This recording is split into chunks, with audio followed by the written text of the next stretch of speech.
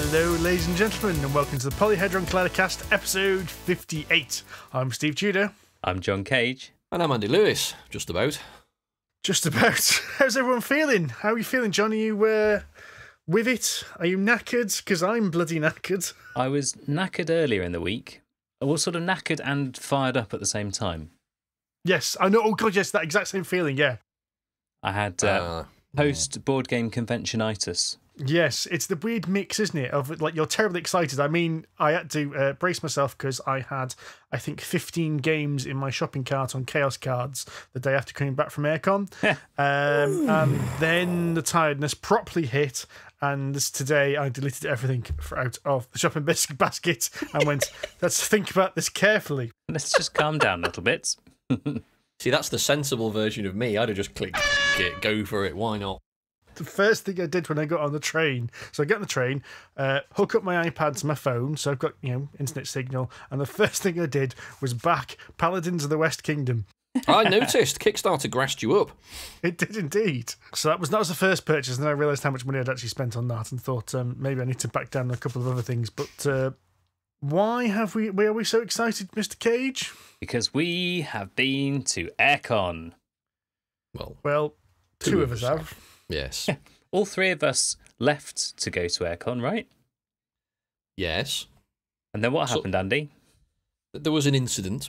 An incident, yes. Yes, there was an incident just south of Junction 2 on the M18, just before it hits the A1M. And just hitting is probably the appropriate term. For, yes, my car is somewhat shorter than it originally was. At least in places. At the front, in fact. Yes.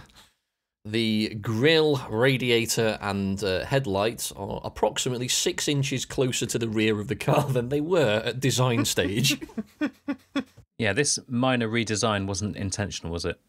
No, it was a last-minute decision on the part of BMW to rapidly reduce the size of my car. I may have had a hand in it, as did an individual a couple of cars in front of me who decided it was a really good idea to sharply cut into a motorway queue.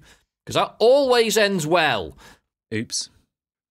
So, yes, there was obviously lots of slamming on of brakes, and unfortunately, I either didn't notice or broke late, or I was still accelerating when somebody braked, and of course, there was approximately, yes, the thinking time of about 6 inches at that speed seemed to coincide roughly with the remnants of my vehicle now.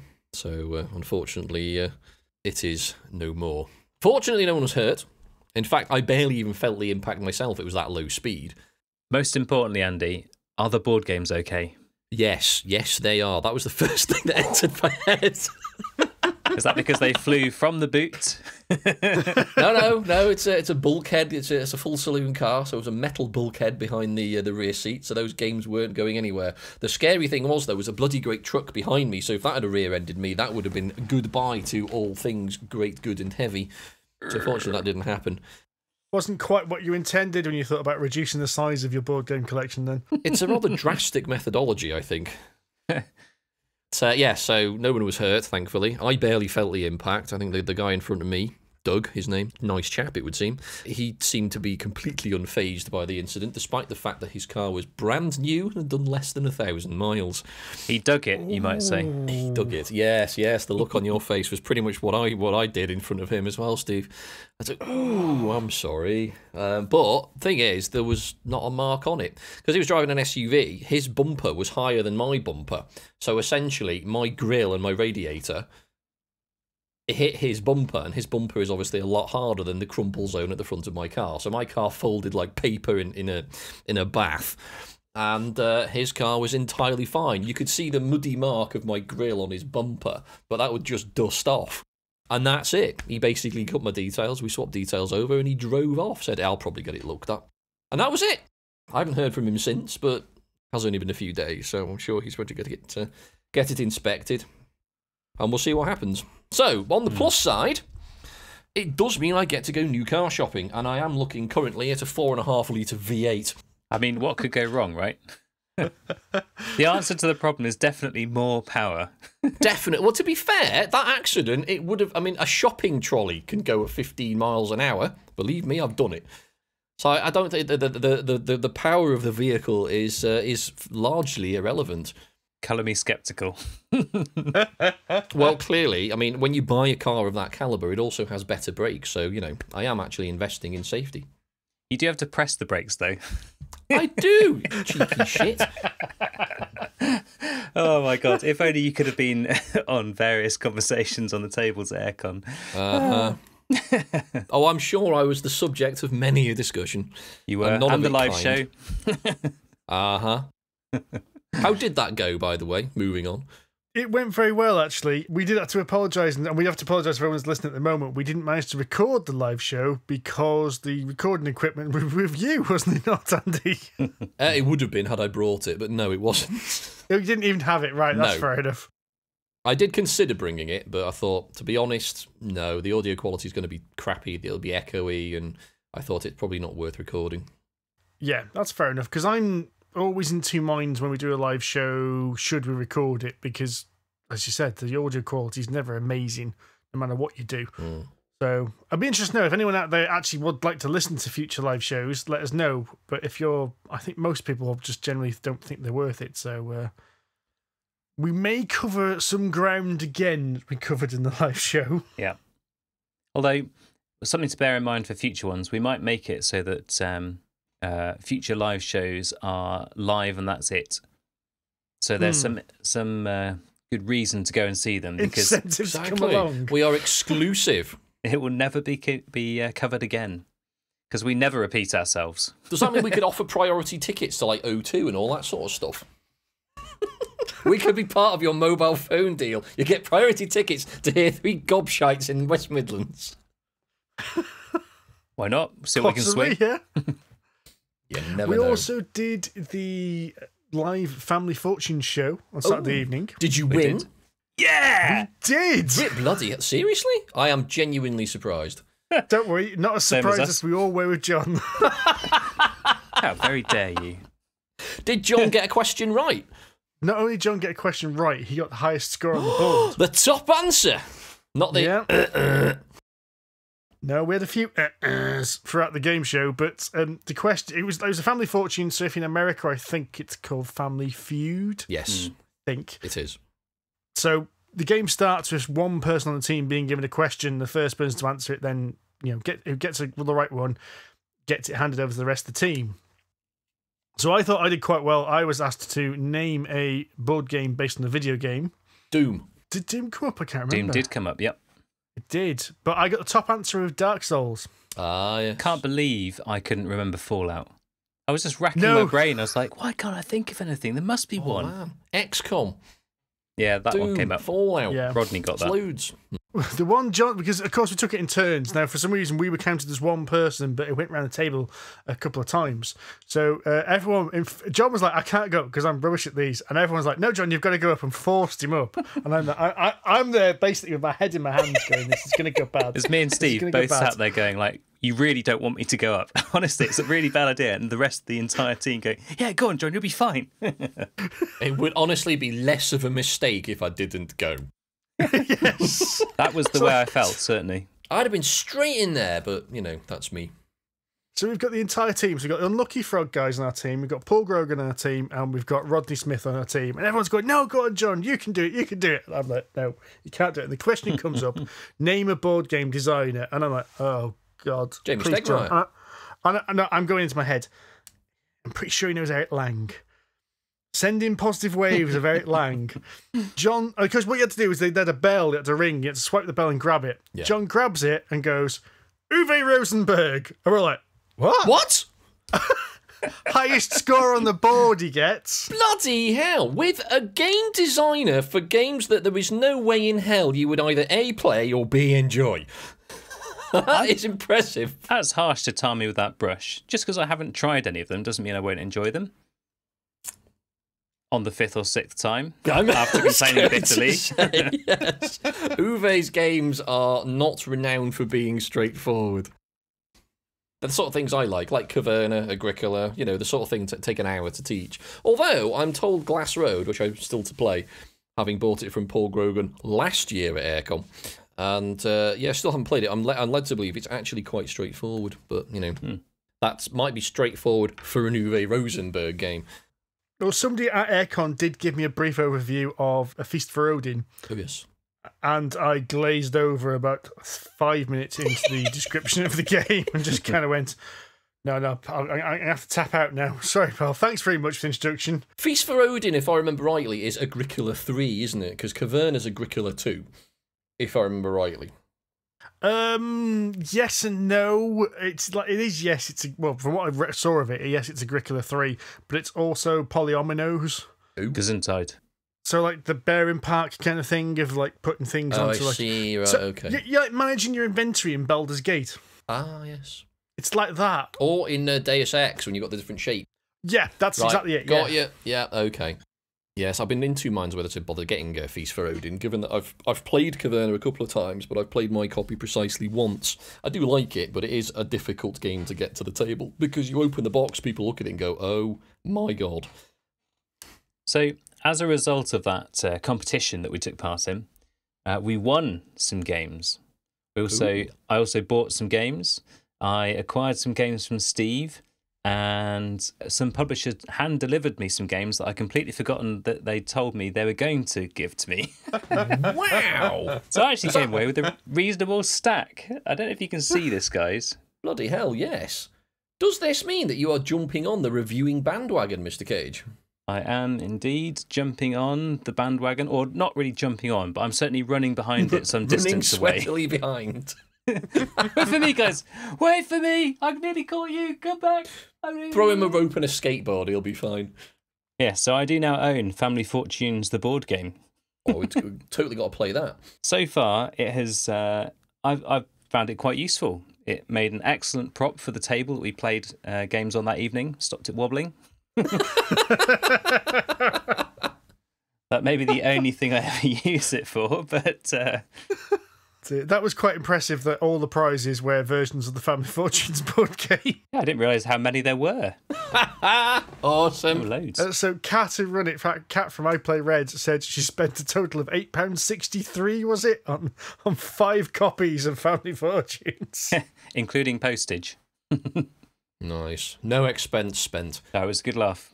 Excellent. In fact, Airecon in general was a good laugh. Yes, and we'd like to take this opportunity to actually say big thank you to Mark, Ben, and everyone else who organised Airecon, because it was a thoroughly good convention. Excellent. So so basically what you're saying is this crash was even more inconvenient because it was a bloody good time. Yeah, although I mean we don't have a control sample, so we can't tell whether it was that amazing because you weren't there, or or whether that was an unhappy coincidence and it would have been even better if you'd been there. Obviously the latter. I mean, it sounds possible. Well, yeah, basically I spent the entire weekend in a stressed grump, so never mind. I think if I hadn't made it to Airecon, I probably would have been just as grumpy about it. Indeed, yeah. I genuinely actually considered, they gave me the option, I was like, right, where do you want us to take you? And I honestly considered, well, take me to Harrogate, I might as well go now. But then I thought, well, hang on a minute, I've still got to get a bloody wrecked car back home, so it's going to cost me a fortune. No, just take me home. It was the sensible choice, but I think I too would have been tempted to say, just this car's never going anywhere again. Just drive me to a scrappy in Harrogate if you would. There is actually, yeah, just abandon it in Harrogate. It's not mine. Take the number plates off, doesn't matter. Take rid of it, get rid of it, push it into the river. Don't mean to be asking odd questions, Mr. RAC driver, but have you by any chance got a file? Goodbye, VIN numbers. Exactly. No, all the evidence is gone. It's like beating somebody's face in when you murder them. Well, the scouts are coming out again, isn't it? Yes. Break all their teeth and smash their face in, chop their fingers off so they can't be identified. Problem goes away. I'm led to believe. Oh my. He's gone dark again. Get him the pills. Right. Well, I'm glad you had a good time. We did. It was fun. It was good. We met quite a few new people, some new publishers, designers, some new fans of the show. That was quite nice to bump into them and hear that they are happy to listen to us. Always nice. Excellent. I did see that the comments that usually it's Andy that's recognised because he's, what's the word you used? Distinctive? Yeah, that was the polite version. Noisy, drunken gobshite. Oh yeah, that'd be Andy. Lots of people said, "Where's Andy? We miss Andy." You were missed, so you can feel a little bit better about that. Thank you. We even managed to bump into Kim Joy from the Great British Bake Off. I saw. She's tall. Yeah, she's taller than I pictured, actually. Mm. And on that same subject, lots of people were quite surprised how short I am. Like 3 separate people said, "I keep forgetting how freakishly short you are." I'm like, nice. Thanks for that. Oh, in the nicest possible way. Yeah. Did one person say, "I thought they were joking when they said you were short," but no, they're telling the truth. I look taller when I'm on camera. The camera adds 6 inches, does it, John? Well, it's just pointed. I mount it really low, so it's like looking up at me. It's clever. It's like when they were filming the Hobbits in Lord of the Rings, isn't it? They sort of put all the cameras on the floor, put Gandalf right in front of them so he looks massive. Yes, indeed. We met Richard from We're Not Wizards, which was quite a fun thing because I recognised him straight away and said hello. And John, you could almost hear John's brain going, "Who's that bloke wearing a We're Not Wizards t-shirt?" Well, that's just it. I hadn't even spotted that he was wearing the We're Not Wizards t-shirt. He's just like, "Oh, guys, it's great to see you." And I was like, who's this guy? Did I get drunk in Edinburgh one time? Who's this dude? So I go to shake his hand, and he's like, "Oh no, come on, we're gonna have a hug." And he started giving me a hug, and then as I went in for the hug, I saw his face a bit closer, and I suddenly thought, "Oh, I know you." But I thought he was shorter, oddly. Maybe that's it. Video and podcasts and things normalize everyone to your own expectations. I must admit, for some reason, I always thought Richard was shorter than myself, but I think he's quite a big chap, isn't he? I haven't met him, so I don't know. He's not big, but he's tall. Than me. Mm-hmm. Which at 5'5" doesn't make it that difficult to be. I'm yet to meet the fabled Richard. We played some board games with him. He beat us at them. Oh, Well, that's one not of them. acceptable. Well, he's not coming on then. He beat us at Villainous. He is more villainous than even I am, surprisingly. Well, But I did beat him at Space Base, even if I did cheat. We'll get on to that later. We'll get on to that later, yeah.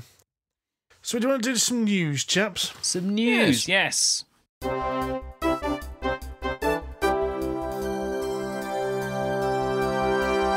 So yes, news ferrets have been released. News ferrets have returned with some tasty tidbits. is it the same news ferrets? Was it an entirely different set of ferrets? To be honest, I mean, they all look the same to me. Racist. Ferretist. Oh, ferretist. I did try and order a ferret puppet in time for Airecon, but unfortunately the delivery times would have meant it would have arrived about 2.5 weeks later than the actual event, so I gave up on that. Funnily enough, ferret puppets aren't available on Prime. Oh, well, that's disappointing. Amazon, you're missing out there. Yeah, exactly. You've lost one customer there, Amazon. Well, they haven't. I've ordered it for the next one. It's going to be epic. Assuming we're invited to the next one, and you haven't disgraced us. I think we did a good job. Ferret number 1 has returned with news from Kickstarters, specifically RPG Kickstarters, of the Critical Role animated series, which has now raised a staggering, wait for it, drum roll, very ropey drum roll, £5.5 million with 35 days to go. With 35 days to go, sweet Jesus on a cracker. Yeah, I think they are starting to plateau, but still, that is insane. For an animated series about a D&D show, that's incredible. I like Critical Role, but good God. So that's as of Wednesday evening. Bloody hell. The 13th of March. Yeah, what month are we in? March, yes. Good God. So well done, them. Have you seen the level where people are back in, though? Yeah, so the top tier, right, and all 5 of these have gone. The top tier, guess how much it is, Andy? $1,000. A little bit higher. More tea, Vicar. $5,000. Still a little bit higher. Really? $10,000. Keep going. $1 million. You've overshot a little bit there. Oh, I do that. Is it 100 grand? 25 grand. 25 grand? Yep. Bloody hell. 5 people backed that. Do they get to play? Did they have like Matthew Mercer as their personal DM for that amount of money? They appear in the show. They get to go to some private dinners, some cool wow. stuff like that. So That's don't get me pretty wrong, cool. it's a good prize. And I'd be lying if there wasn't a part of me that went, I wonder. No, I mean they're gone anyway, John. Could a Bitcoin? No. Dear Kickstarter, do you accept? Wow, that's impressive. Oh well, good luck to them. It's a good show. We like Critical Role. We've learned a lot from them. Well, I have anyway. Matthew is a very good DM, as I'm sure we all know. I've started watching Critical Role from the very beginning, and the early sessions. I actually don't think we've done such a bad job on our early sessions, like in terms of audio quality and DMing and general kind of organisation, not talking over one another. Actually, not that bad. So what you're saying is, in a few years' time, we too could be earning £5.5 million. Could be. Watch out for the PHC D&D Kickstarter, where you can join us live as a guest of the show. Come to a private dinner. I'll cut you some beans on toast. You've got to wonder what we would look like as animated characters, though. Well, it wouldn't be us as animated characters. It would be our characters. Oh, I could animate Arrakis. Now that would be fun. Yeah, there you go. Now you get the idea. But let's not. Excellent. Let's build up to that, you know. Okay, let's get the world ready for Arrakis Thandarian. Indeed. Will it ever be ready? No. The campaign world isn't ready for him. I'm not ready for him as the DM. Jesus. Oh, yes. Chaotic is not the word. Indeed. This looks like there's another shit game being released here. You shouldn't be so harsh on Batman. No, I think someone's basically ruined Batman. There is, in fact, another Talisman re-theme coming out, Batman. So Steve and I talked a little bit about some of this stuff when we were at Airecon, and I did think and managed to get Steve to admit that if you were going to buy Talisman, I mean, Batman Talisman would be tempting, right? No. What the viewers can't see is me biting my fist here to not say anything. Viewers, listeners even. I'm tempted. What? Yes. Right, okay. The whole gist of this is what I think is actually quite clever. Is you're trying to escape Arkham Asylum, aren't you? That's right.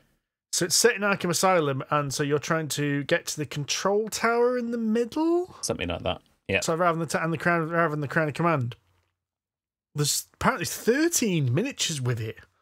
So does that mean you can play one of 13 Batman villains? Because you play as the villains, which is the other cool thing as well. So you're not playing as like Batman and Catwoman. Yeah, it'll be the You're 13 villains. playing as So presumably the Joker, Catwoman... Calendar Man, Condiment King. Condiment King.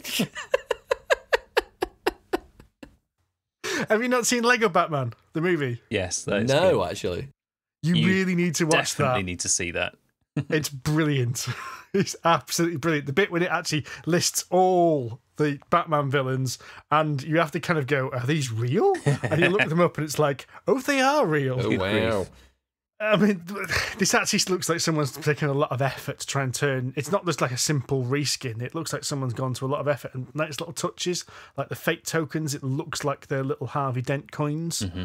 It's still a retheme. nice. It's still a reskin, though. Is it ultimately still a shit roll and move game? That's the question, isn't it? Yes is the answer to that. Right, The only moving way on. to find out for sure is for Steve to buy it.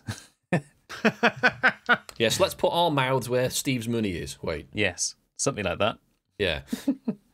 Right, we need a Kickstarter campaign, boys. First, we need a good D&D series. Mm. And more than 10 viewers. And by 10 viewers, I don't mean us watching back on our same streams. Yeah, 3 of us making sure it uploaded okay. Mm.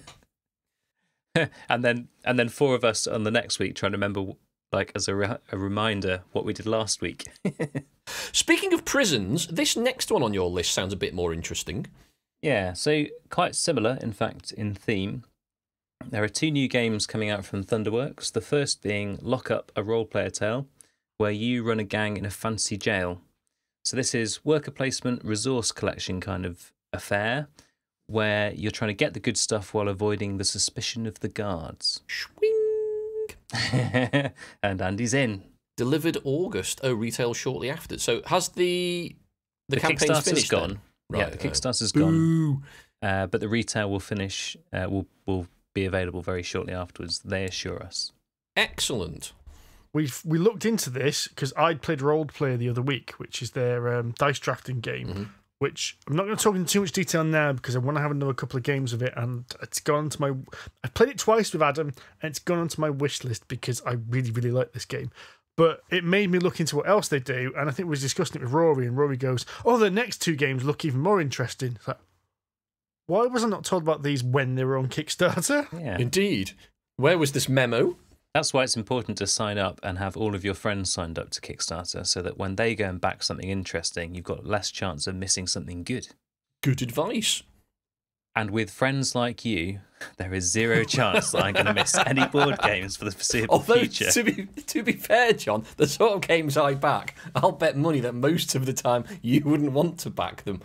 I think you tar me with too harsh a brush. I think my tastes are gradually changing. Good. Excellent. I've changed Steve. Now I'm just willing to work on you. It works both ways, though. There are some lighter games that you've enjoyed. I've seen it. There are. That is fair. I'll give you that. There you Game go. of Trains is excellent. So, yes, I said there were 2 games. There is a second game called Cartographers, which is also a role-player tale.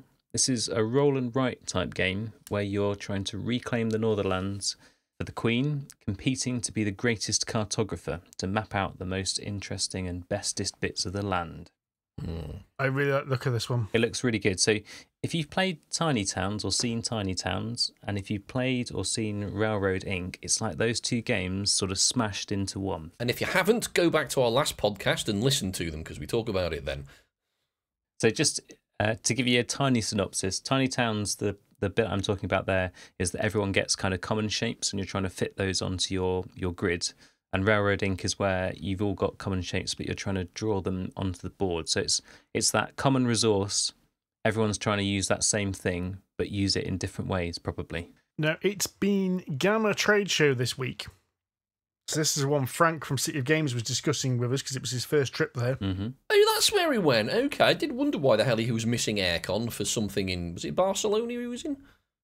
Reno, that's the one, yes. I've seen some people say they've tried this Cartographers because a demo version was available at Gamma, and a lot of people seem to be saying it is rather good. If you do pre-order it now, you get an 8-card mini expansion, and you can either pick it up at Gen Con for free or have it delivered for probably some extortionate amount of overseas shipping.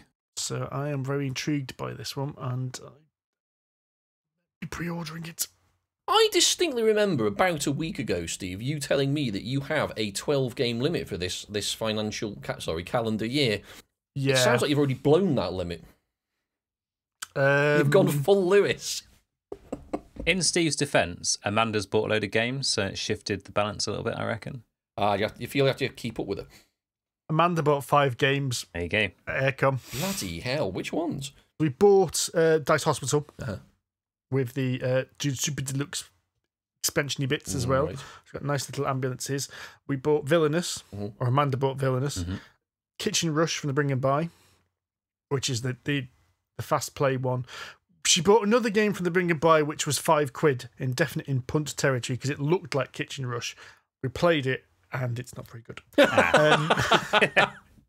And I've just this very day taken receipt of Bunny Kingdom. Oh. Nice. And that's just Amanda's purchasing of games. Although you're rubbing your hands there, going, right. Because we're in an equal weighted relationship, I now need to buy 5 games just to even the odds. You do indeed, and you need to make them super heavy to balance it out. Yes. Excellent. Each one costing the sum total of what Amanda paid for the other ones. Yes. TI4. Unfortunately, one of the ones I'm looking at is pre-ordering the Lord of the Rings game, and that's coming out a bit pricey, that one is. Mega Civilizations. You need to get that. Oh, God, no. Do you know what? I don't think even I would play that, or at least even own it. I'd probably play it, but I wouldn't own it. Right then, gents, I think we need to talk about some games we've been playing, because we've been kind of dancing around talking about some games we've been playing. Dancy, dancy, dancy. We played quite a lot of odds and sods at Airecon. We did. And no doubt, Mr. Lewis, you've been playing some games in the meantime as well. One or two. Who'd like to kick us off? Well, while we're on the subject of Airecon, why don't you talk about what you played there? Now, one game which is of particular interest because it hits Kickstarter, I think, in a couple of weeks, actually. Ah. What we played with Mr. Grogan was a game called Kingdom Rush. Now, this is a game based on a mobile game of the same name, and Kingdom Rush is a tower defense game. Ah, so it's nothing to do with like a really big kitchen and egg timers then? No, that's Kitchen Rush. Exactly. This is a tower defense game, so you have bad guys moving forward, and then you are placing towers to blast them. Sounds simple enough, yeah? Well, not necessarily moving forwards, but certainly gradually making their way towards your base. When we played this, I hadn't played Kingdom Rush, the video game, mobile app. So I downloaded it while we were at Airecon, and I've played it quite a bit on the train over the last few days. Have you indeed? So, yes. So I'm a bit more informed on the subject matter now. So it's the video game is a simple tower defense game. You put some towers down, you keep dropping troops down, and it's, hordes of orcs, goblins, ogres, and such like attack, and you have to take them out. It's more or less a pretty straightforward tower defense game, but it is really well done. Okay. The board game, however, is really, really clever. It is. I agree. What it does is the baddies come in on little tiles. When I say little tiles, they're about 3 inches across. And when you attack them, you don't just do a simple game would have been, the bombard cannon does 3 damage, or the mage tower does 5 magic damage. No. What this does is, we mentioned the polyominoes before. Yes. So your bear in park kind of, or cottage garden, or patchwork kind of shapes. Mm-hmm. The damage you apply is these little shapes. Oh. So you have to choose where the tower goes and choose the direction it faces. And then from there, you can place one of these damage tokens in that orientation onto the mob tile. So Does it persist then? Yes. So each mob tile's not like, it's like a grid of, is it 5 by 5? Something like that, yeah. And not all of those points will be populated with nasties that you need to destroy. So they'll be like a couple in a straight line, almost like a battleships kind of thing, but you can see it all. And then Steve says you're trying to line up your tokens to maximize the amount of bad stuff you can hit. But you're going to hit this as it goes down the track. So there's like 3 or 4 possible opportunities to hit this probably if you've got your collective, because you've each got some on either side of the track, one person from one side, one from the other. Mm-hmm. You've got to kind of line it up, work out that you can deal the most damage over time. Then there's the other really clever thing. Yes. Because you get towers to place, but you can give a tower to another player. Mm-hmm. And if you're giving that tower to another player, it gets upgraded. So there's level 1, 2, 3, and 4 towers. So as they get upgraded, they get more options about where the damage can go and do more damage. Mm-hmm. But that means you can't place that tower that round. Yep. So you're constantly choosing, like, do I play this now to get rid of that thing over there, or do we allow the tile to advance a bit further, and then I can hand it to Steve, and then he can have an upgraded version of it for the next round? But, oh, no, because then that tile is going to shift down to there. We won't have killed that thing over there, which means we'll be dead. Okay, we can't do that. So I do have to hit it this time. Sorry, Steve. So at one point, like, basically Steve had given all of his upgrades and things to me, and it was like we were basically one move away from death, and you still got to kill the nasty portal. Yeah, there's more to it though, because there was like a final tile, like a boss tile you had to beat, and if you beat the boss tile, you win the scenario. But you had to survive to the end of the round. Yeah, to survive to the end of the round. But if you used a tower to attack this, it had to be a tower of level 3 or more, so you had to have upgraded your towers to attack it, and that tower got discarded completely from the game after it got used. Oops. Oh. So it was this really, really clever puzzle of, well, hang on, we need to do all this damage. If we do this damage now and upgrade that tower for next round, we can hit it with that. But if we don't hit it with that, those wolves are going to attack us, and those goblins are going to attack us. I'm going to lose some health. Oh, we can lose a couple of health. That's fine. Let's do this. It was a really, really, really good puzzle. It sounds like Mechs versus Minions mashed up with Tetris. Yeah, there are some elements of that. That's definitely some elements of that, yeah. Okay. Because there's just this onslaught that just keeps spawning and spawning, which is obviously the element of Mechs versus Minions and the fact that it's cooperative. And then obviously you've got these wonderful shapes. Ah, interesting. I do wonder about the difficulty of it. So this was our teaching game. Mr. Grogan had invented a game 0. So there's like different sort of levels of difficulty or different sessions that you go through. And normally you'd start at session 1. He'd invented session 0 because he thought session 1 was a bit too much to start at. Oh. Wow. So we just survived level 0. Now either we're crap, which is entirely possible, or this game is probably quite tough, or you find synergies as you shift along, like you work out better strategies to apply to it all. I have to admit, I'm usually pretty shit at tower defense games, even when I played sort of video game versions of it. I kind of, the first couple of levels, I think, this is easy. Then you get to level 3 and just get completely overrun. You think, ah! I think I'll be backing this when it hits Kickstarter. Ooh. Yeah, I would be very tempted. Bloody hell. Don't know the date. All we know is it's going to be April. It's all been told so far, but yes, I was really impressed with this. Not only did it look really pretty as well. I mean, they've taken the artwork and that from the video game, which is cutesy cartoon style. But I mean, just the puzzle involved with it, I thought was really, really good. And it's nice to have some co-op games where it is pure co-op, and it's not just like you're both sort of playing parts of the same game. This is, you're really having to work together. You're really having to like hand stuff back and forth. It's not like I'm making my amazing character over here and he's making his amazing character over there, and between us we might solve the thing. It's like we need to be an orchestrated, carefully planned party. Oh, interesting. Well, on the flip side of the same coin, I have been recently playing the Scythe app. Yeah. Ah, yes. And I understand Mr. Tudor may have been doing the same thing. I have indeed, because of course this was on sale recently on Steam. I think it's still on sale at the moment as we record, whether it'll still be on sale. Yeah, it's about, what, £7 or something? This. Yeah, it's half price at the moment. Yeah, so it's worth getting. On sale on Steam, you say? Clickety-click. Although, I have noticed it does have more bugs than a crack whore with the sniffles. Because when I got to the... Jesus Christ. When I got to the factory, it just went, and it didn't give me a factory card. And apparently that's a known issue. Scythe Digital Edition, £15.49. Oh, it's not then. Oh, it's not on sale anymore then. You missed out. Oh, well. It was £7 earlier today.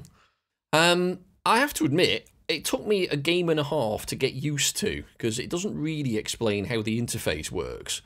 The interface instructions are a bit wrong, aren't they? It's like, the tutorial I didn't think was amazing either. It taught you the basics in a really, really long-winded way. So what it would do is it taught you a component of the game in one game session kind of thing at a time. So what it did is it did an intro. So there's this weird thing when you start the game of giving you an overview and then zoom in. And they kept doing this every time it was doing the tutorial. It's like, all I want to know is how to move my troops. And it's like, zoom in, such and such, first such and such. Oh, zoom. Oh, come on, just get on with it. See, I didn't do that, having played Scythe a few times and being familiar with the game. I thought, I don't need a tutorial. How hard can it be? And massively arrogant. Turns out... Right, so how does this interface work? Oh my god, right, okay, the computer's done 2 moves. What have I just done? Oh, I've just moved 2 things. Okay, shit, that was the wrong thing to do. Oh, it's there go again. Bollocks. Right, we'll bail out of that. It did a really good job of explaining the very, very basics, like how to move things, how to gain resources, how to move mechs. It explained nothing about the bottom row upgrades, really. So it had going for the basic upgrade, but there's the one, I'm still not sure how it works. I've played like 4 games of this, where you pick something and you get a card that based on what action your opponents take. Yes, that is one of the, I think it's the recruit action. That's the one, yeah. Yeah, so essentially whenever the people to your left and to your right perform that action, or the equivalent action on their board, you get the benefit that you choose. So either more power, more love, more money, or whatever it is.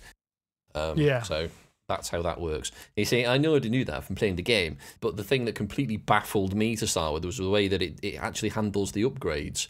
Because you manually click the cost one, so you basically pay 2 oil or whatever it is from whichever hex you've got stored up. And then you've got to choose which action you want to upgrade, then you've got to choose which cube and where you want to put it. And it took me a little while to get used to that. I mean, it kind of makes sense now, having refreshed my memory from the game, because I've not played it for a while. And I was like, oh, right, so it's like a 4-stage. It kind of almost leads you through the game on a choke chain. And goes, and it's like, oh, for goodness sake, okay.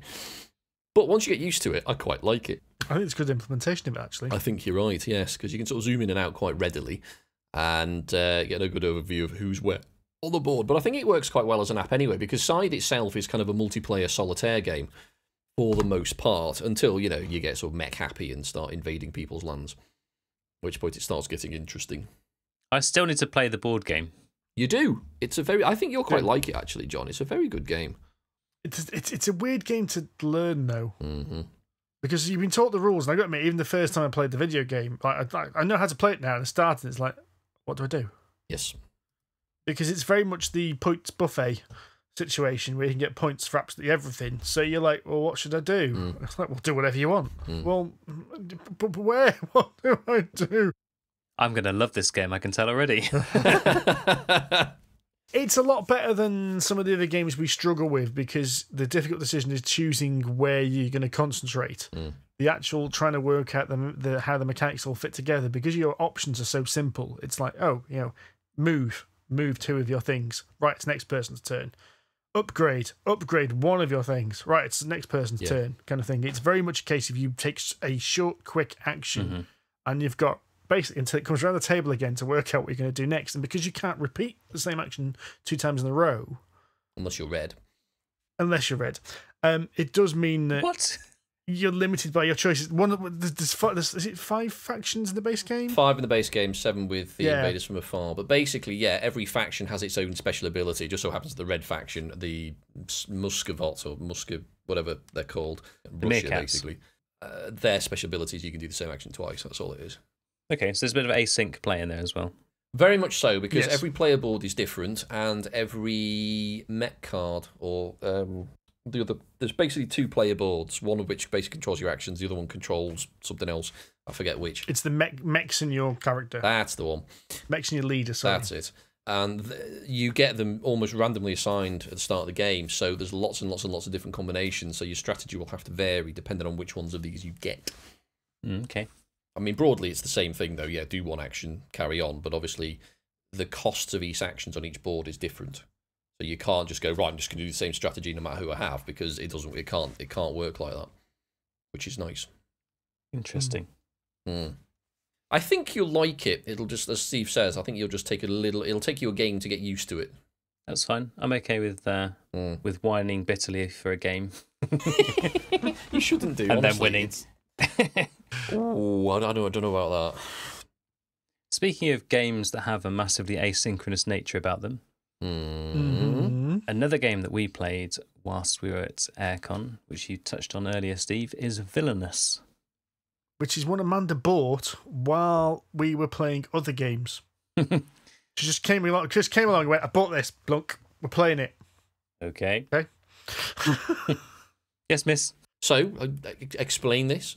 Right, so Villainous is a Disney game in which you each take on the role... I'm out. No, hold fire. You each take on the role of one of the bad guys, or bad people, I should say, from the various stories. So, you each have a character, and they all have massively different abilities. So, for example, we played with the Queen of Hearts, King John from Robin Hood. We played Jafar from Aladdin. Who else did we play? We actually played this game a couple of times. We actually went through every single character in the box. So you get King John, Jafar, Ursula, Captain Hook. Oh, the one from Maleficent. Maleficent. And of course, the Queen of Hearts. And as you said, each one has got a different. Yeah, from Alice in Wonderland. That's not Disney. Yes, it is. Well, the original story wasn't, but anyway, go on. No, but well, neither was Aladdin or I suppose Little that's Mermaid fair, yes. or Peter Pan They're taking or liberty. Robin Hood. not wanting to pick apart your argument, Andy, but no. So each game works roughly the same way. In fact, it's quite similar to Scythe. And what you do is you move your character to a space on your little board, which shows you what actions you can take. Yep. Right. But every player wins in a different way. Everyone's board is different for starters, so you get different actions for different spaces. Yep. They've got 2 sections on each of those 4 spaces. At the top, you've got where the heroes, i.e. the bad guys, as far as you're concerned, go. And your allies, i.e. what would normally be bad guys, but in which case are kind of the good guys, as far as you're concerned. It's really funny, like, the way it twists it around. Like, that Aladdin guy's an arsehole. He definitely... Bloody Robin Hood's turned up, bastard. Exactly. It's so funny, like, how quickly your mental picture of the way these things flips. Yeah, each space has got a bunch of actions you can do, and when a hero comes along, they start to cover up these actions. So you might, like, gain 3 power, or be able to kick off a fight against one of these guys, or allow you to play these fate cards on other people, which basically means that something bad, generally a hero, pops up to thwart them. It's quite neat the way, like, because other people pick where those cards go, they're picking what things get covered up. So you kind of got an idea about what secret actions and things you need to take to win the game. But these heroes are coming along, and the other people are picking which ones are like, well, they definitely need more power, because King John's all about power. So, John, you can no longer... Ironically, I was playing King John. John, as King John, you may no longer gain 2 power, and you may no longer play bad cards on other people. Oh... That's like your 2 favourite things. Pretty much, yeah. Imagine. So is it a card game then? Yes. Right. Okay. Right. I'm going to admit, Andy, you probably won't like this. I was about to say, it does not sound like the sort of thing I would enjoy.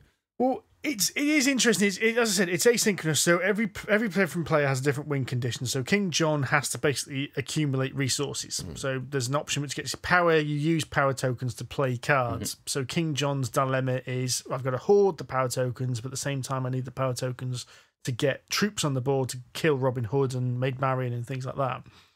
Captain Hook has to kill Peter Pan. And in fact... Like 3 of the characters, most of the characters actually got quite convoluted ways in which they win. King John's is the easy one.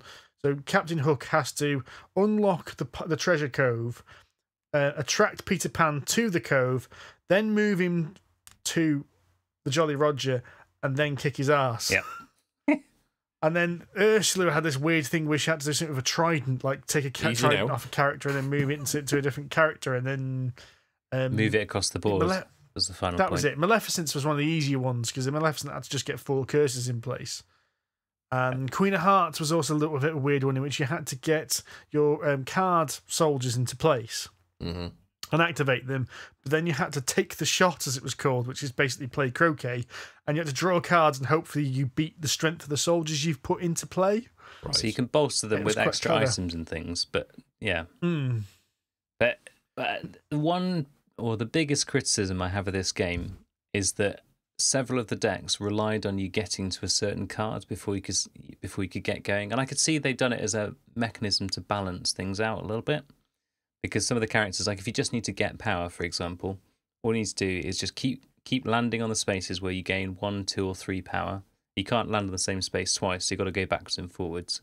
But for the characters where you need a particular card to come out, you're just basically trying to find everything you can do to burn through that deck. And you could have it so that it would come out on the first card. Or, as I found with Jafar, it was like pretty much the last card. That lamp! That lamp every turn was what I exclaimed. I had exactly the same problem with Captain Hook. Exactly, yeah. Because I needed Peter Pan to come out. So Captain Hook is a bit different in that no one else wants the other players to play baddie, hero cards on them, whereas Captain Hook needs to burn through the hero deck to find Peter Pan, and Peter Pan was the last card in the deck. Yeah. Yeah, you're right, I won't like it. That would frustrate me immensely because you're just at the mercy of the deck and that. So yeah, that bit was frustrating, but I would say we generally had a good time, apart from the bit where I denied Amanda the opportunity to win. That's not like you, John. But then I threw my toys out the pram a bit, and I don't feel proud about this. But I was like, yes, okay, you not doing that action means that there's a possibility that Kaz, that you may not be able to win in about 3 turns' time. However, if you don't do that, Kaz is definitely going to win in 2 turns' time. So you might as well take the hit on the off chance that we can get round to it, and maybe you'll still be in a place where you can do something about it. He's like, no, it doesn't advance me. I was like, oh, for sake. Well, fine then. Fine, I'll go and do the thing that disadvantages my character, even though I'm like massively behind because I'm still waiting for this f***ing lamp to turn up.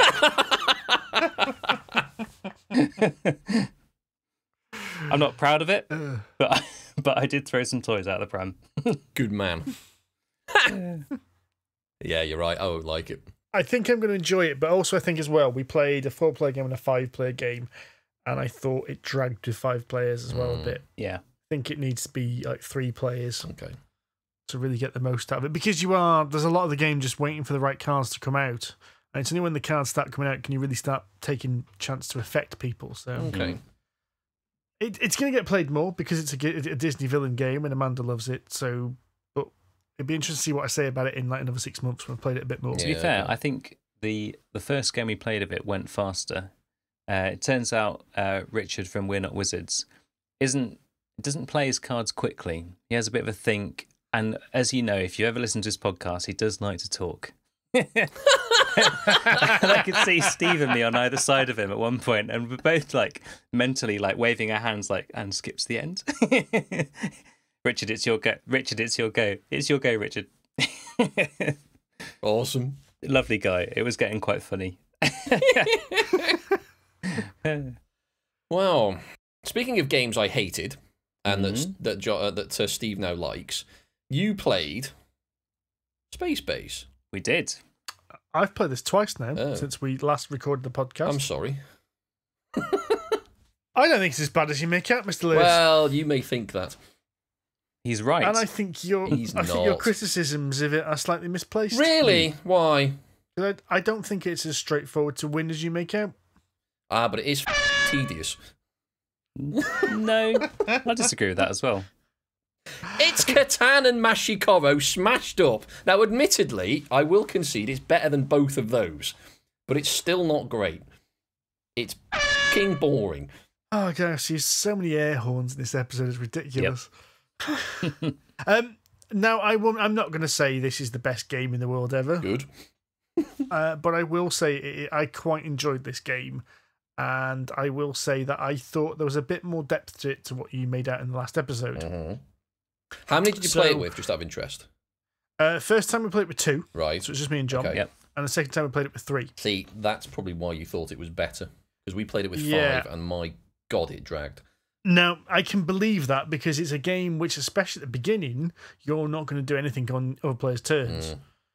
After about halfway through the game, other players' turns are going to start getting more and more interesting. So it's a game that's going to improve in its, what you can do. But I agree, I can't see this being especially if someone's taking the time deciding over what cards are going to buy. Yes. I can see that dragging quite a bit. Yeah.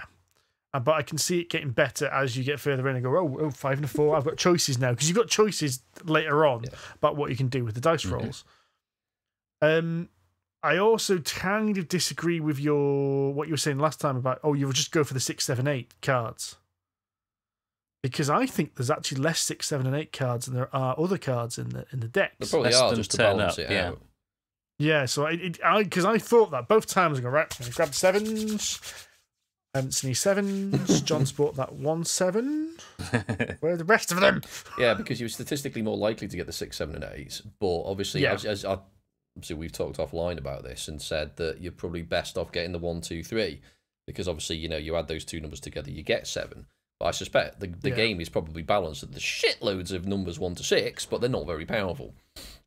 Yes. I think it's been balanced quite nicely in that way. There are some cards as well that allow you to swap some of the higher cards for lower cards and shift your board around and things like that. Yeah, there are some quite interesting strategies there. Now, the second time we played this, we found out since that we've played this wrong. Yeah. Oops. But the second time we played this, we got into a feedback loop where we read the rules basically exactly as the action would happen, and there was an ability which allowed you to use another action space twice. Yep. So Jon used another space which pointed it back to the original space, which powered up the ability to use an action space twice because it got used twice. And one of the actions on there was 1 victory point. Ring. So following it exactly as the actions would happen meant that you basically got an infinite loop and would get infinite amount of victory points. Jon wins. Since found in the rules that you can't do that, but I still think the situation we come to would have been a bit messy. Yes. It wasn't well explained. It's not as well explained in the rules. It's not well excluded. It just, it says you cannot have an infinite loop, but I'm still not sure how you play that result that we had. The result is that knowing that you can't do that stuff. So basically, I had that really powerful card that allows you to do double another card or another section of cards next to a thing pointed straight back at it. Now, if you know that you can't do infinite loops, there's no way that I would have picked those particular cards to push it back on that one. I would have had the ones that shuffle, right or left to point back to that one card, perhaps, so that if you land on that extra one, you could go back to it. But I'd have worked on powering up some other aspects of my things that happen on other players' goes, so that those would be more kind of worthwhile triggering. Interesting. But yeah, I'd play that game again, definitely. I would maybe. You should play it again. The three of us should play it once. Okay. At least once. Yeah. And it's quite a quick game as well. Yeah, it'll rattle through much quicker. It was the downtime that killed it for me. I just but it was particularly high downtime for that game because there were quite a lot of people who don't board game as regularly as we do. Okay, well, you've got it, so we can play it. We can play it again. Indeed. As I say, I do think it is better than the two games it's a mashup of, Tan and Mashikuro, but. There's a backhanded compliment if ever I heard one. It's not as shit as those other ones. Yes, exactly. It is the least worst of the three. But we all know our popular opinion on Catan. Well, in your absence, or rather my absence, I have been playing, following actually City of Games, I treated Elora to the second Azuil, the Stained Glass of Sinatra. Fly me to the moon.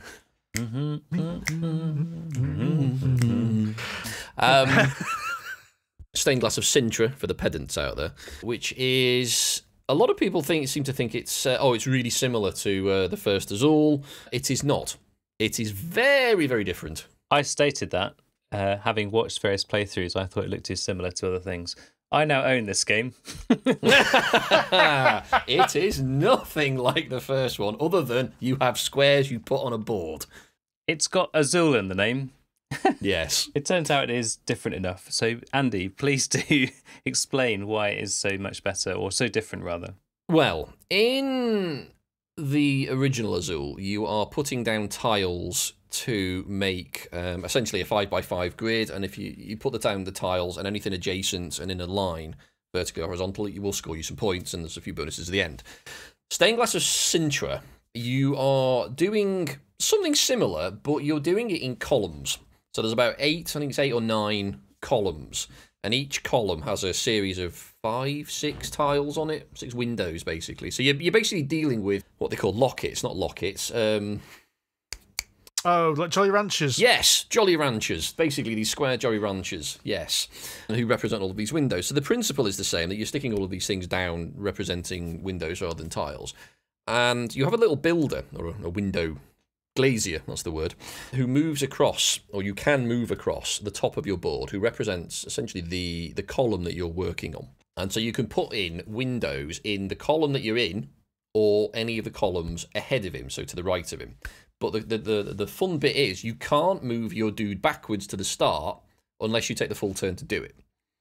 So anything to the left of where your dude is, you can't put windows in, essentially. And if you complete a column, then one of them drops to the bottom, a bit like in Azuil where you move everything over. You just sort of move one over and everything else goes in the bag. And then you get various bonuses. So anything to the right of the window you move to the bottom will score you some bonus points depending on what you've completed to the right.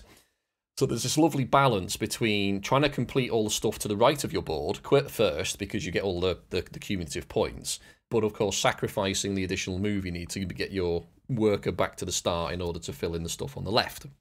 Once you've filled in one side of this little column, you turn it over, you fill in the other side, then it disappears, and you basically score sort of double points at the bottom. And there are, is it 6 rounds, 7 rounds, something like that. Each round is indicated by another one of these Jolly Ranchers, and every time you score points for that colour in that round, you get bonus points for that colour, basically. And that's about it. Yeah. It's very different. Now, Alora prefers this one to the first one. I prefer the first one to this one. Okay. So we are never playing this game again. Either version. Either version. But as Jon says, it is different enough to the first one that they are not completely different, but very different enough games that you might as well have both in your collection. They look and feel very different. The scoring's very different as well. So instead of losing points at the end of each round, you have this kind of total tracker that you can actually loop round a few times. So for every window you break or that you screw up, you lose points on this little tracker, so you move down one, but it's not linear. So the more windows you break, cumulatively, the more points you lose. Nice. So the game really doesn't really become much more about scoring points as to reducing the number of negative points you end up with. So is it typical then that you end up scoring negative points? I wouldn't say so. I mean, we ended up scoring somewhere between 30 and 50 points with the 4 of us that played. So we were okay. I think we all scored something like minus 15 at least by the end of it. So we're all roughly at the same point on the negative track. So obviously scoring points during the game is what adds up. But it's not, you don't get the sort of the big jumps in this, or at least I don't think well, depending on how you play it. I did, but the other two who incidentally won, I came last, hurrah. So my strategy was bollocks. Was that I went for the sort of build up the cumulative points bit and score sort of big points towards the end. Unfortunately, I did my usual trick of... Oh, the game's ended. Yeah, exactly. Yeah, I was one turn. My strategy was one turn too long. Yeah. And the other two... A bit like your braking distance. Yes. Sorry, couldn't let that one go. How long have you been wanting to say that? Oh, I said it loads of times at Airecon, but you weren't there to hear it, so... So and Laura and Pip and who else was playing? It might have been was it just 3? No, I'm sure there were 4 of us playing. They went for the little and often point scorage. I mean, they didn't beat me by a huge amount, but I kind of scored like 3 sets of 12 points, whereas they scored 10 sets of 4. So they were just ahead, and they got a couple of extra bonuses at the bottom at the end of the game, which made the difference in the victory. So it's nice and balanced. I think the strategy is, I think, slightly deeper than the first game. In a way, there's a bit more planning involved, a bit more, in terms of where you put your glass, and obviously depending on what board you get out in what order, because they're randomly determined at the start of the game. So I think there's a bit more thought involved in what you want to do and where you go. But the basic action of choosing a tile from one of the warehouses and everything else goes into the middle, that's exactly the same. So the core mechanic of the game is basically the same. But that's where the similarities end. Yes. I thought there was slightly more opportunity to do the dick move because of because you knew exactly where people were trying to put tiles. Yes. Because of where the little glazier was. Yes. You could, in theory, be really, really nasty and go, well, they're there. That means they want to pick up the reds. Yep. Well, you're picking up 10 blues. Yes, that was pulled a few times as well. Yes. Tiny Town's itis. Unfortunately, with the ability to move your little worker back, you can basically go, well, I'm not going to pick anything up, so you can have those exactly. Mr. Tudor. That's what makes it quite interesting, doesn't it? Because I tried that, and they both went, no, we're just going to move our worker, and I ended up picking up the blues myself. God damn it. Nice. So, yes, I like it. I don't like it as much as the first one, but Laura prefers Sinatra to... Bobby Darin. So I've watched it played over Kaz's shoulder, but I haven't had a chance to play it myself yet, so I need to actually play the damn thing. You've got a copy of this now as well, have you, Jon? I do. 2 for 3. Okay. It was an accident. Ooh. Kaz said, Did your finger slip? and by accident, I mean Kaz said, "Oh, I really like that game. We should get it." At which point, I went and bought it. That's exactly how I obtained it as well. She said something about it over breakfast, and I got in and I'm like wandering around at the press bit, and there weren't many people to talk to, so I thought, "Oh well, look, Travelling Man's open. Oh, you've got a copy of that, you say? Well, I'll just buy it then." How convenient. Yeah. Speaking of 3s or 4 3s, I have recently purchased Ethnos, which I understand makes it a 3 for 3. Because you two both have a copy each. Mm-hmm. And have Does indeed. Oh, also, I have just purchased Dice Hospital, which makes that a 3 for 3 as well. It does indeed, yes. Wow, this is 2019 is looking quite good already. Yeah. It turns out either our tastes are aligning, or there's so many games out there that tiny subset of games that all three of us like is just because there are so many more games out there. That section is bigger. That makes sense? No. If the cross section of games that we all like is the same proportion and the number of games available there are more increase, games to choose from. Right, got you. Yes. Yep. Okay. We did play some new games. we did. Okay. Some new games, which some of which have only just come out or haven't even been brought out yet. Ooh. So we got taken through a game called Abyssal Rift. Sounds like an expansion to Eclipse. Never thought of that. Yeah. This is by Dragon Dawn Productions and is a dungeon crawler game. Ooh. We like but those. It's a Euro game dungeon crawler. We like those as well. So rather than rolling dice or picking cards, you are using a rondelle to choose your actions. When you say we like those, Andy, have you ever played a Euro-style dungeon crawler? No, what I mean is we like dungeon crawlers and we like Euro games. Yes, okay. Well, I say we, I. The royal we. So I'm doing this as a little teaser, really, because we got taken through the basics and shown kind of how the mechanics work, but we didn't actually play a game. Mm-hmm. But we have brought a copy back with us. Ooh. So we will be playing that in the future. So that's a bit of a teaser of things to come in it. Judging by the size of the box, it might be several months before we play it. So my initial kind of reaction to being taken through the rules and things, it felt like something like a Gloomhaven type affair gets kind of smashed in with a bunch of Euro mechanics, but it's co-op. So the Euro bit, the rondelle aspect, is kind of the actions that you can take. Mm-hmm. So there'll be things like sprint, attack, rest, those sorts of things.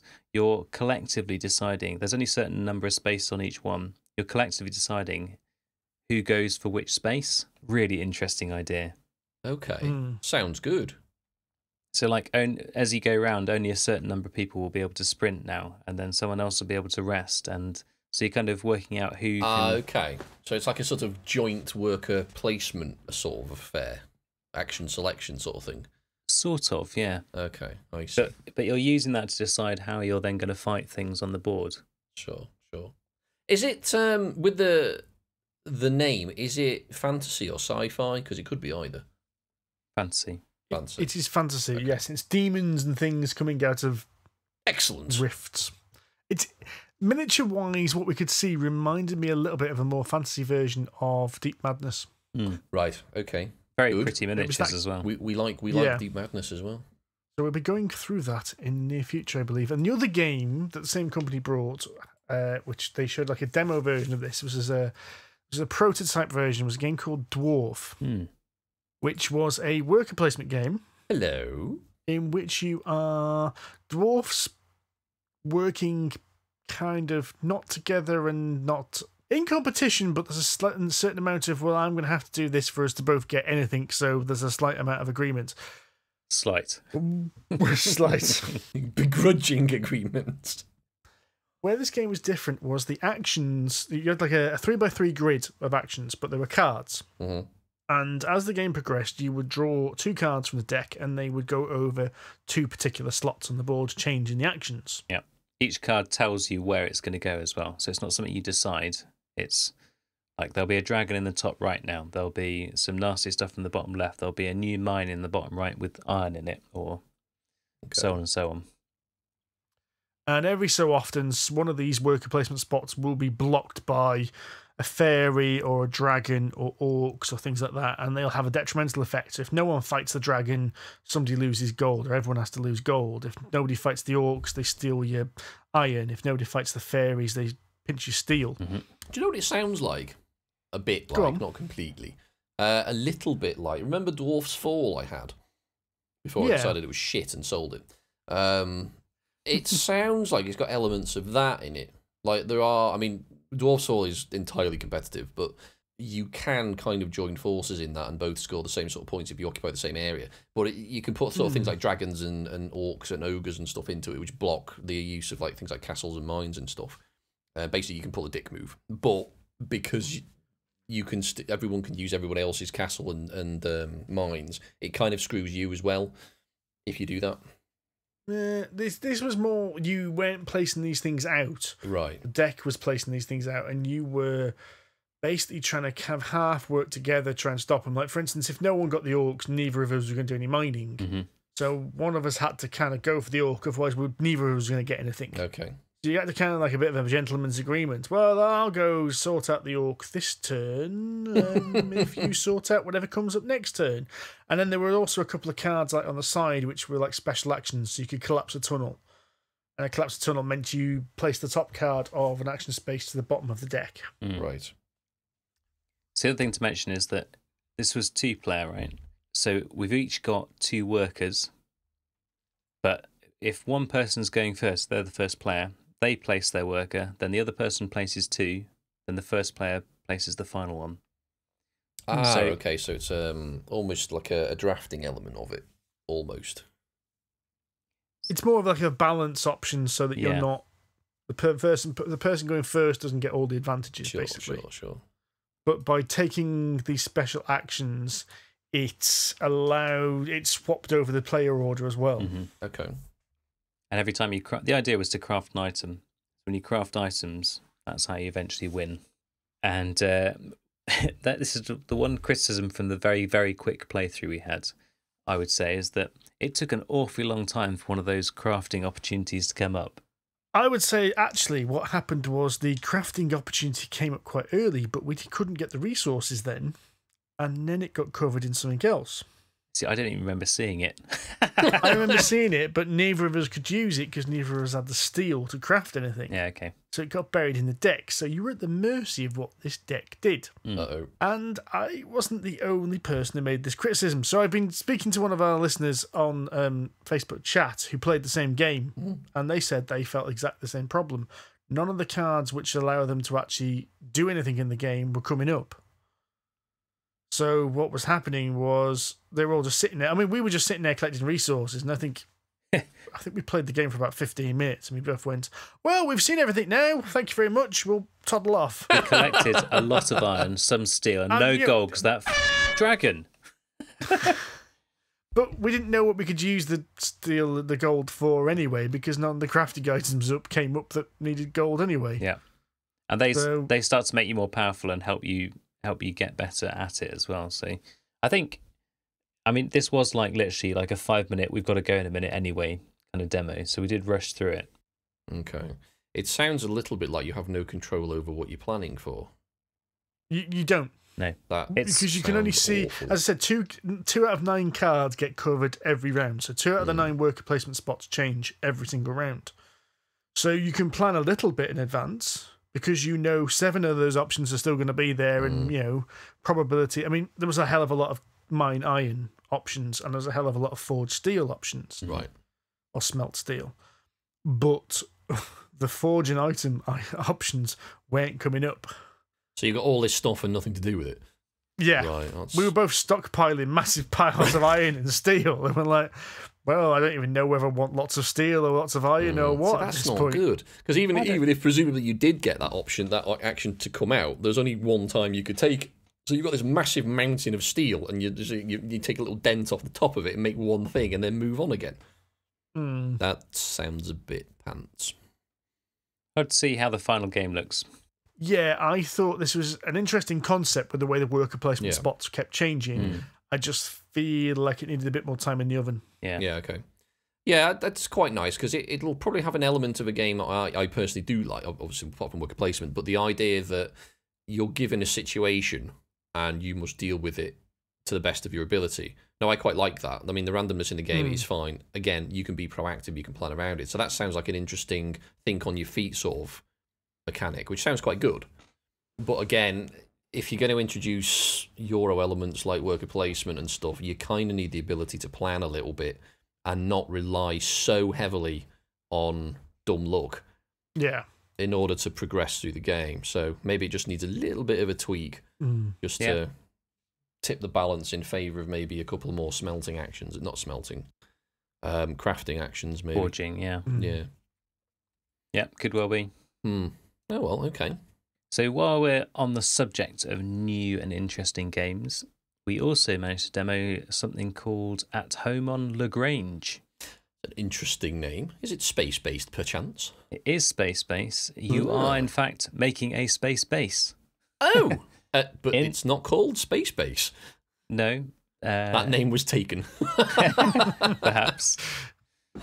So you are making a space base at the Legrange point, so the point between us and the moon where there is next to no gravity. No gravity, in fact. Yes. The year is... Well, in that one dimension, but anyway. You are next to... My brain hurts.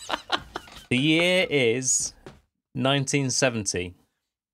All research points to one inevitable conclusion, that the Earth's finite resources are becoming scarcer, and there's only one way to solve this cosmic problem: we must colonize space. Bail out. Pretty much, yeah. So basically, this is a strategic card game in which you are trying to build the most impressive and most expensive, most worthwhile base that you can in competition with your fellow card-playing base construction folk. So there's kind of a pile of space components. So these are going to be like modules that you're going to build your base from. And they will be things like educational things, there'll be recreational things, technological things, that kind of stuff, different kind of subjects. And you're trying to pick some of these things which you need to pay some resources for to take them into your base. And every time you upgrade your base with one of these things, the next upgrade becomes more expensive. Okay. You've got some resource cards which form your hand, which allow you to... they basically got a monetary value on them that allow you to, as you accumulate these things, eventually buy the extra modules you need. When you get 4 modules, when everyone's got 4 modules, that's when the game ends. So there's an argument to picking up these things as fast as you can, but until someone else has picked up the same stuff, the game won't finish. And while you're picking up this stuff, so everyone has to have 4 modules. When the last person gets their 4th module, that's when you finish. Okay. Okay? Mm-hmm. So if you get lots of modules early, that's good, because obviously you've got the right number of things so you can finish the game. And once you've got 4 modules, you can upgrade them, so you can apply cards that give bonuses. Right. You can also sabotage other people's stations. Now, he says with a big grin on his face. I mean, we only had a quick play through this game, but I quite liked it. I quite like the fact that some of the resource cards you've got give you bonuses given particular station components, like maybe some of them only apply to recreation, for example. Okay. So you're waiting for a recreation card to come up. And when the guy first described that, I was like, how often are they going to come up? But on every single person's turn, you turn over another 2 cards on that conveyor belt of interesting modules. Mm-hmm. So you sat there, and like in my mind, I could hear like the lift music going on, like do do do do do do do. Here's another card. Do do do. Here's another card. Do do do do do. So it's just like, that's quite an interesting module. Yes, I wouldn't mind having one of those in my station. It's basically like a sushi restaurant. Yes. Yep. We even said that during the game. You can play this in Yo Sushi and watch the cards roll past and just go at that speed. Awesome. It sounds interesting, although I'm hesitant because it's purely a card game, but I'm going to make a bold claim here. Go on. I don't think Mr. Lewis is going to like this game. ha! Yes, you see, my radar is functioning. That's 3 games tonight. I thought, nah, that'll be shit. You might be right. It is very much a take that style of game. Bollocks to that, then. It is very much a case of, I've got some cards in my hand, I can either use these cards to either save up so I can buy modules, use them to upgrade my modules, or a lot of them will have negative effects that I can play on someone else, try and screw them over. Right, okay. And now this is where the fact that I need to play this game, I think, a couple more times before I can make a proper judgment, because Yeah, absolutely. kind of got the impression there was a bit of like a rock, paper, scissors to some of the cards. But after a while, you'll be able to start realizing what cards are out there, because you played something, I think you played a Meteor Swarm on me, which I actually had a laser turret to counter it that was already there in play. Yeah. So I think there's an element of once you start learning the deck, they might be like, oh, hang on, this is going to come up soon, let's put that in kind of thing to try and stop these. But at the same time, I found this game quite light. And I would actually say this game was lighter than Villainous. Yeah, that was my impression as well. Yeah. Need to play this a bit more to kind of get the gist of it, but my worry is I think you definitely, Andy, would play it once and go, Bored now. yeah. I don't know. We need to play it some more and see Yeah. whether there's some hidden depths in there. But it was like this, the style of it was brilliant. Like the actual cards are gorgeous. Yeah, it's beautifully illustrated. It's like kind of like, not pixel art, but this kind of isometric art, wasn't it? That's similar to pixel art. Yeah, And exactly. Lots of little Easter eggs in them all. Like I had one of the residential blocks that had a little nod to like Fifth Element and Alien in That's there as cool. well. And there were little tiny things, like you'd have to pick the card right up to see closely to see what these little elements were. It's like when you're playing Game of Trains and you suddenly spot that your card's got the DeLorean on it or something like that. I mean, it's not the DeLorean for legal reasons, but yeah, so just little touches like that. And when you get to the end of the game, they've worked out what possible combinations there can be of all the modules in the game, and every single one of those combinations has a story. What? So the combination of modules that you put together, basically they've made like a backstory for how that thing plays out. Like mine ended up being basically a kind of homage to Jurassic Park. Have a go. Yeah, mine was a homage to Aliens with the extended cut with the sentry guns. There you go. Where it's like somebody peeks, they're reading it wrong, they're in the goddamn room, and they peeked into the roof rafters, and there's just lots and lots of cats. Awesome. So I like the idea that you get to the end of the game and then you find out what happened to your space stations afterwards. But yeah, I do share your worry that it might be relatively light beyond that. I'm going to come across a bit cynical and a bit jaded here, but it struck me as a game I have played 100 times before, if that makes sense. Okay. It struck me of the kind of game where, okay, we played it at Airecon, but you'll go to UK Games Expo and you'll play 2 or 3 games which are of this weight and feel. And I think me and you, Andy, said it at the last expo, how we were really annoyed how most of the stands were light card games where we wanted... we played Teotihuacan, but we wanted something like that, something meaty we could get our teeth into. Yeah, something richer. Totally. Yeah, and this basically. Yeah, this is definitely of that kind of light funny card game ilk. See, this is why I am suspicious of card games, because I don't think they can offer anywhere near the depth and complexity I'm personally looking for. Unless you have bajillions of cards, which I'm not particularly interested in either. Yeah, so we need to play this some more. Yep. See how it plays, and we need to get Mr. Lewis to play it because we like to torture him, if nothing else. hey, I should try every game once. Exactly. I even tried Talisman, remember, eventually. That's true. We'll wait and see. We shall see. But I think that's all we've got time for today.